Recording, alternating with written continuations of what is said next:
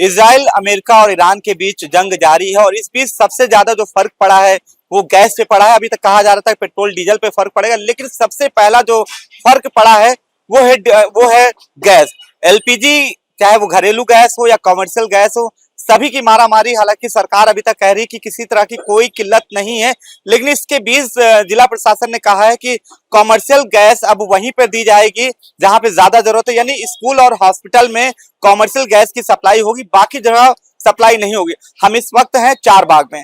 ये एक ऐसा इलाका है जहां पर देश दुनिया के तमाम लोग का ट्रांसपोर्ट यहाँ से करते हैं। चारबाग रेलवे स्टेशन है बगल में और यहाँ पे जो एक बाजार है, पूरा होटल्स हैं। यहाँ पे देखिए, यहाँ से लेके आगे आप देख लीजिए, पीछे देख लीजिए, सब होटल्स हैं। और यहाँ पर कितना फर्क पड़ा है कमर्शियल गैस के ना होने से, जो सिलेंडर हैं कितना फर्क पड़ा है अभी हम आपको बताएंगे। कि यहाँ पे भट्टियां हुआ करती थी पहले, गैस की जो कमर्शियल गैस थी, यहाँ पे भट्टियां हुआ करती थी, भट्टियां बंद है। ये सिर्फ एक दुकान का नजारा नहीं, आप इधर से पूरी जितनी भी दुकान आप देखेंगे, यहाँ पे जितनी भी दुकानें हैं वहां पे भट्टियां लगभग जो बंद हो चुकी हैं, जो कमर्शियल गैस से चलती थी। भट्टियों की जगह अब तंदूर ने जगह ले ली है। यानी कि जिस तरह से सरकार ने गाइडलाइन भी जारी कर दी है कि अब सिर्फ हॉस्पिटल और स्कूलों में ही कमर्शियल गैस की सप्लाई होगी और उसके अलावा कहीं भी सप्लाई नहीं होगी। हालांकि होटल हैं, इनको कारोबार करना है, तो उसकी जगह पर आपने अभी तंदूर का सहारा लिया है। लेकिन अगर कमर्शियल गैस की बात की जाए, जिससे भट्टियां चल रही थी बड़े बड़े होटल में, वो भट्टियां बंद हो चुकी है। हम आपको दिखाएंगे, ये भट्टियां हैं, ये बंद हो चुकी है और इसकी जगह तंदूर का सहारा लिया जा रहा है। हम बात करेंगे जो होटल व्यवसायी, उनसे बात करेंगे। क्या नाम है आपका?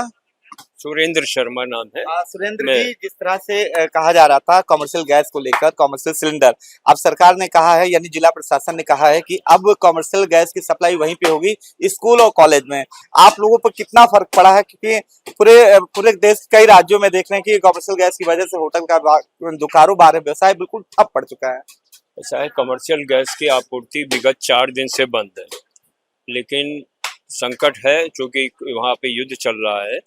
तो हम लोग भी सरकार से सहयोग में है कि हम जो है अपने और दूसरे वैकल्पिक साधनों पे विचार कर रहे हैं। गैस नहीं थी तब भी हम लोगों का काम होता था, थोड़ा अपने पुराने उस ढर्रे पे आए हैं। तो आज हमने ऑर्डर दिया है 3 दिन पहले ही उसका, कोयले की भट्टी का। वो आज शाम तक भी हमको मिल जाएगी, तो कोयले की भट्टी से भी कुछ काम होगा।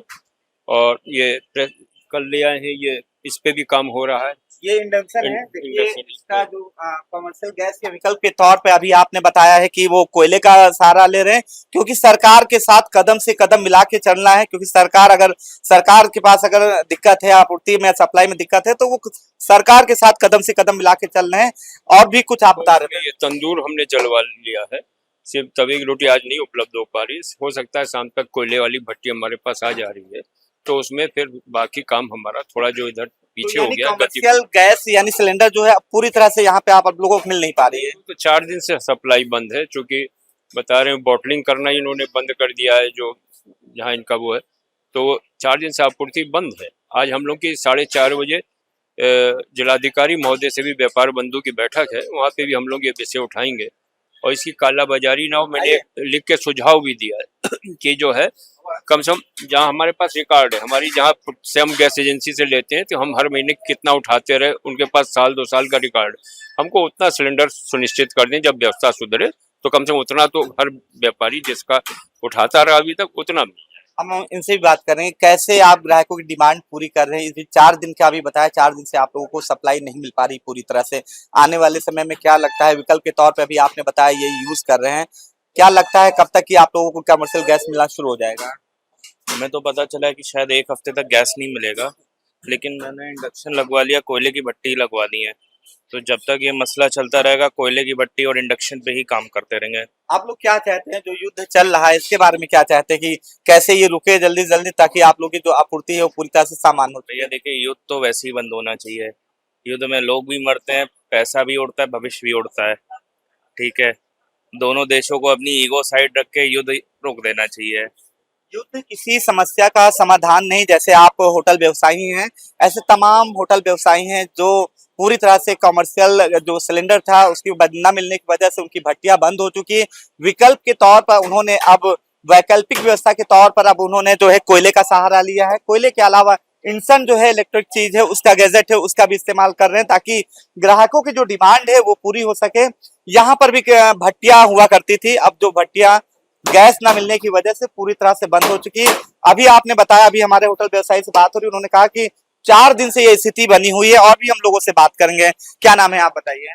मेरा नाम अंकुर अग्रवाल है। अंकुर जी, कितना फर्क पड़ा है, आप भी कारोबार व्यवसायी हैं और जिस तरह से इजराइल, ईरान, अमेरिका के युद्ध चल रहा है, कितना फर्क पड़ा है आप लोगों के व्यवसाय में?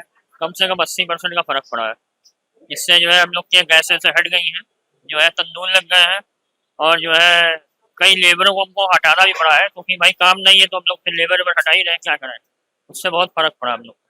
आप अंकुर अग्रवाल जी होटल व्यवसायी हैं, इनका साफ कहना है कि गैस न होने की वजह से काफी लेबर को हटा दिया गया। हम और भी लोगों से बात कर लेंगे। क्या नाम है? नंदलाल पांडे। नंदलाल जी, आप क्या कहना चाहेंगे, कितना फर्क पड़ रहा है ईरान, अमेरिका और जो इजराइल में जो युद्ध चल रहा है, आप लोगों के व्यवसाय में कितना फर्क पड़ रहा है? सरकार कह रही कि कहीं किल्लत नहीं है, लेकिन आप कह रहे सरकार कह रही किल्लत नहीं, हम सरकार के साथ हैं, लेकिन सरकार हम लोगों को सहयोग नहीं कर रही। सिलेंडर देना बिल्कुल बंद कर दिया, तो हम लोग कैसे चलाएंगे भट्टी? कोयले की भट्टी से तो थोड़ी बजने होटल चल पाएगा। समस्याएं हैं, इंडेक्स चूल्हे से भी समस्या नहीं हल होगी। इतने बड़े चूल्हे से हम लोग होटल थोड़े चला पाएंगे। 400-500 आदमी रोज दिन भर में आते जाते हैं, उनको हम लोग नहीं खिला पाएंगे उस इंडेक्स चूल्हे से। तो इसलिए सरकार को भी हमारा सहयोग करना चाहिए, हम उनके साथ हैं।